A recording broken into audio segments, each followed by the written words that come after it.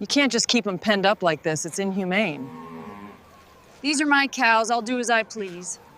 The door slammed open with a force that rattled the antique frames on the walls. And there she stood, my wife, Emily, her face flushed, eyes wild with a mix of fury and something darker, something I couldn't place.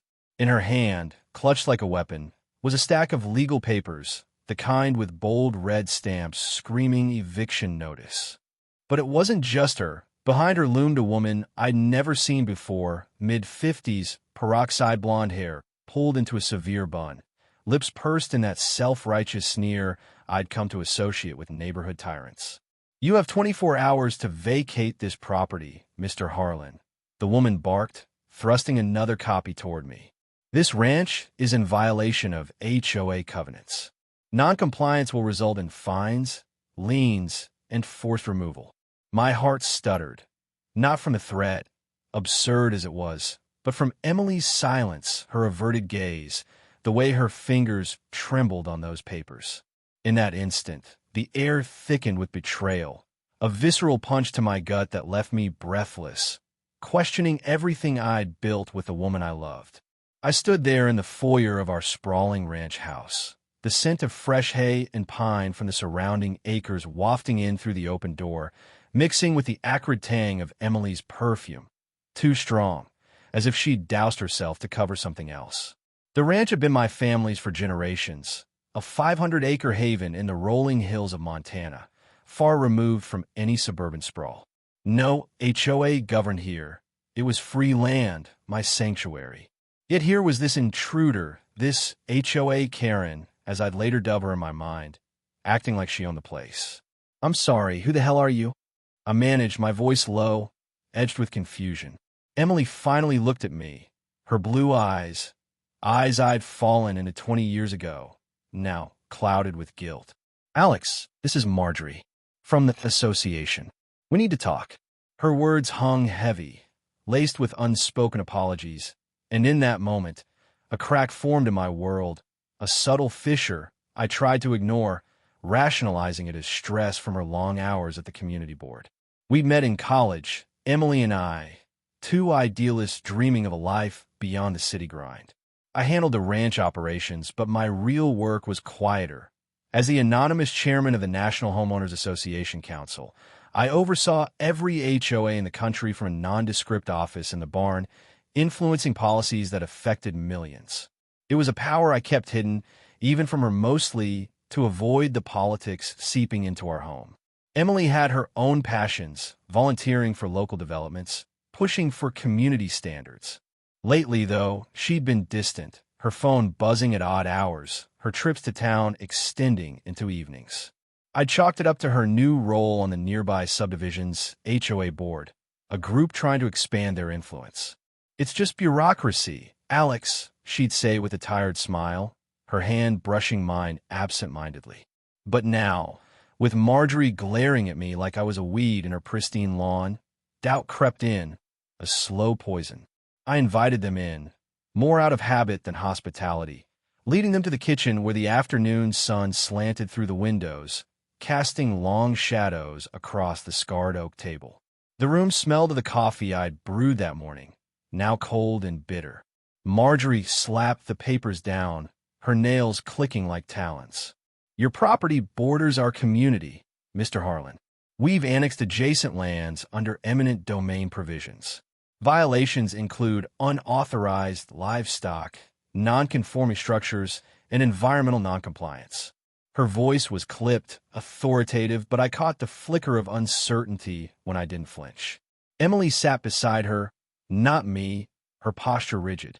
"Alex, it's for the best," she murmured, her voice cracking. "The ranch is too isolated. We could start fresh." Sell? The word hit like a slap. This was our home, where we'd raised our daughter before she left for college, where we'd whispered promises under starlit skies. Anger bubbled, but I swallowed it, searching her face for the woman I knew. Was this her idea, or was Marjorie manipulating her?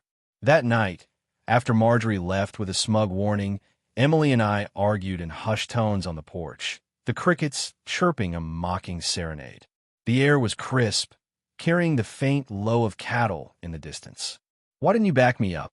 I demanded, my hands gripping the railing until splinters bit into my palms. She paced, her boots scuffing the worn wood. "You don't understand, Alex. The board, they have plans. Big developments. It could mean security for us." Us? Her words felt rehearsed, and a red flag waved in my mind. The late-night text she'd dismissed as work, the new perfume that wasn't her usual lavender. I wanted to believe it was nothing, that love like ours didn't erode so easily. But denial warred with fear, my thoughts spiraling. What if she's unhappy? What if I've been too absent, buried in my secret counsel work? Guilt gnawed at me. I'd hidden my power to protect us, but maybe it had isolated her. "Tell me the truth, Em," I pleaded, reaching for her. She pulled away, her eyes glistening. I can't right now." Her voice broke, and she retreated inside, leaving me alone with the stars, my heart aching with unspoken suspicions. The next morning, suspense built like a gathering storm. I pretended normalcy, frying eggs while Emily sipped coffee silently, her phone face down on the counter, a new habit. When she left for a meeting, I followed at a distance, my truck rumbling over dirt roads toward the subdivision. Paranoia gripped me. Was I overreacting? Rationalization kicked in. Maybe it was just stress, her seeking purpose beyond the ranch. But as I parked behind a cluster of aspens, watching her enter the HOA office, a bland modular building with manicured lawns, I felt the first shards of shattered trust. Through binoculars, I saw her greet a man, tall, slick-haired, in a press suit. They embraced, not professionally. His hand lingered on her back, her laugh too intimate. My stomach churned while rising. Who was he? Denial whispered, "It's nothing, a friend." But anger simmered. How long? I delved deeper that afternoon, alone in my barn office, the hum of computers a stark contrast to the rustic beams overhead. As council chairman, I had access to HOA records nationwide. A quick search revealed him. Victor Lang, president of the local board, ambitious, with a history of aggressive expansions. Marjorie was his vice chair, a bulldog enforcer, but buried in emails, ones I shouldn't have accessed, a moral gray area I justified as self-defense, were messages between Victor and Emily. Subtle at first. "Great meeting today. Your insights are invaluable." Then, escalating, "Can't wait for our private session tomorrow." Attachments included annexation plans for my ranch, with notes on persuading the owner. My hands shook as I read, confusion swirling into rage. Emily's replies were flirtatious, laced with emojis I hadn't seen from her in years. "You're the only one who gets it, Vic." The betrayal hit like a freight train, not just infidelity, but a calculated plot to oust me from my home, perhaps to claim it in a divorce. Inner conflict raged as I confronted the layers. I loved her still, despite the pain. Had my secrecy driven her away? I'd rationalized my hidden life as protection, but it bred distance. Fear clawed at me. What if our marriage was a facade? Guilt for spying mingled with moral outrage. How could she? That evening, she returned smelling of his cologne, a faint musk that twisted the knife. We dined in tense silence, the clink of forks echoing like accusations. "How was your day?" I asked, voice steady, testing. She hesitated, a micro-expression of panic. "Fine. Busy." Her lie hung there, heightening the suspense. I probed gently. "Met with Marjorie?" She nodded too quickly. "And Victor?" Her fort paused midair, eyes widening. "What?" "No, what?" The denial was brittle, cracking under my gaze. The slow burn ignited the next day when Marjorie returned, this time with Victor in tow, pounding on the door like conquerors. Emily stood with them, her face pale. "Alex, please. Sign the papers. It's over." "Over?" The word unleashed my anger, but I held back, inviting them in for the reveal. As they sat smugly in my living room, the leather couches creaking under their weight, I pulled out my laptop. "You think you can evict me from my own ranch?" I said, voice calm but laced with venom. Victor smirked. "The annexation is legal. Your wife agrees. Emily's eyes pleaded silently, guilt, love, confusion mirroring my own. "My," I whispered, heartbreak raw. "She broke. I fell for him.